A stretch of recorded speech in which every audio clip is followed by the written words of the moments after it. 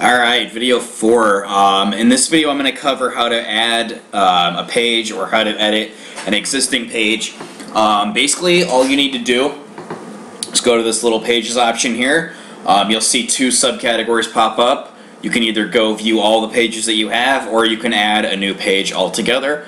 Right now let's go to the all pages, and this is a list of all the pages that we have on the site. If you go down here, you can go to page 2 of 4 of the pages we have, page 3 of 4, and so on. If we wanted to edit a page, like a neighborhoods page, Bethany page, again, all you got to do is scroll your cursor over each page that we want to edit, click edit, or if we wanted to view it just to see how it looks on the website, we can click view and it'll come up how it looks. If we wanted to edit this neighborhood page, we can click edit, and it takes us to the neighborhood page. Obviously there's no content involved there, but that is how we would edit the page. Now, if we wanted to add a new page, let's go to Add New. Again, if this looks a lot like adding a post, adding a listing, same screen. You could type the title here. Let's just call this test page property. We have the title. Now if we want to add content, add a photo, again we do it down here. If we want to add a photo, let's just go to add media. To save time, we'll just grab it from the media library. Let's go ahead and find a new picture just for something different. Let's just see here. Let's add, I already named this. Let's just put this as office. So we'll add this office of the test page. It's a picture of, it looks like somebody's office. That's why I named it that. And again, we can use the thumbnail size, the medium, or the full size. Let's just go ahead and use the full size for this. We can use this as the featured image for this page. And again, the reason we want to do that is I mentioned to Andy today the image slider on the home page. This right here, this grabs images from either your blogs or your pages. It can't be a mixture of both. It's got to either grab pages or images from the blog images or from page images. And I think right now it's set to images for your blog. But what I told Andy is, once you get the images, once you get a few images set up and they look great on the home page and they're formatted correctly to fit this box, okay, I would just leave it. It is a real pain in the neck to get these images to fit appropriately.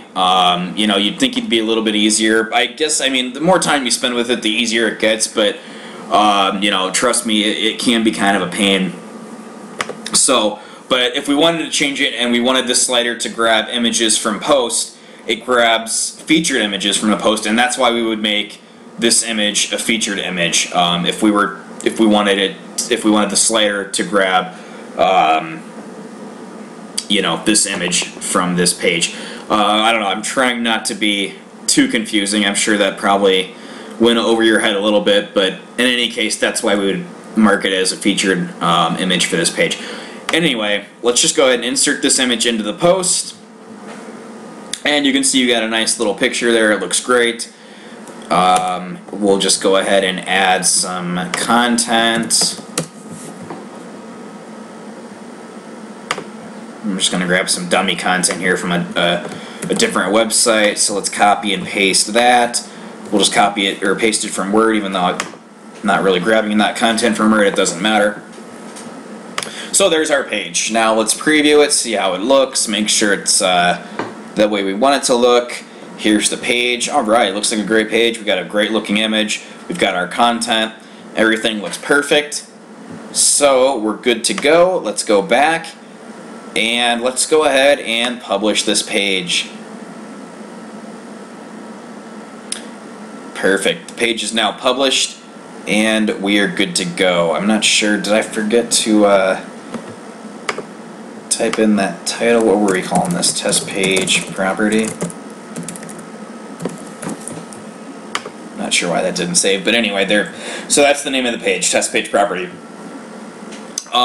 Right now, I don't want to get into posting that page to the menu. I'll do that in the next video, but right now let's just say this isn't actually a content page. Let's say this is a neighborhood page. So let's say this was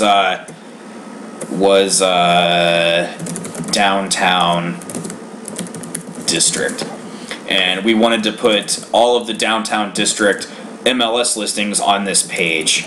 I will cover how to do that right now. So, Oklahoma City. Okay, so we want to put all of the downtown district listings from Oklahoma City in this page. Diverse Solutions makes this really simple. All we got to do is go up here to either one of these two tools. We have insert a single MLS listing or insert multiple listings from one area. Since this is a quote-unquote neighborhood, it's a dummy neighborhood, we're going to put multiple listings or all of the listings from this neighborhood on this page. So all we got to do is click this little section here, or this little button there. It's a little bit messy because we're having some issues with Diverse Solutions, but this usually looks cleaner. You don't have this warning and whatnot. But in any case, we'll try and push through. I'm really trying to get these videos finished in a reasonable amount of time. But let's just say the downtown district, it's not a community, it's not a city, it's a community, so let's just pretend that Arbor Creek is actually the downtown district. So let's select Arbor Creek or, quote-unquote downtown district. We don't want to choose a price range. I mean, you can, let's just say, you only wanted to include the listings that are $100,000 between $100,000 and between $300,000. We can do that right here. 300 to 3. But in any case, we actually don't want that. We want to include every listing in the downtown district. So we leave that blank. This is number of listings to display. I usually put 25. All that is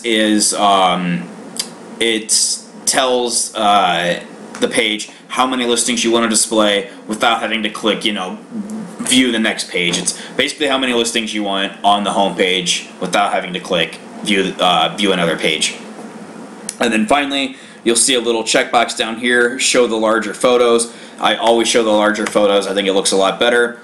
And then all you have to do after that, insert listings, and you see the snippet that's created. We can preview the changes. Obviously, this is not going to come up because the IDX is not working properly, but if it were, this page would now have the downtown district, and it would have all of the MLS listings going down, just like some of these neighborhood pages do or did before the IDX was down. So, in any case, we just basically covered how to add a new page, add a test page, and with content, and we also went over how to add a page, a neighborhood or a listings page that we want to include MLS listings on. So I know I ran through that fairly quickly, but I'm trying to get through this and update, and that's our downtown district page. If you have any questions, let me know about how to add a page or how to add new listings.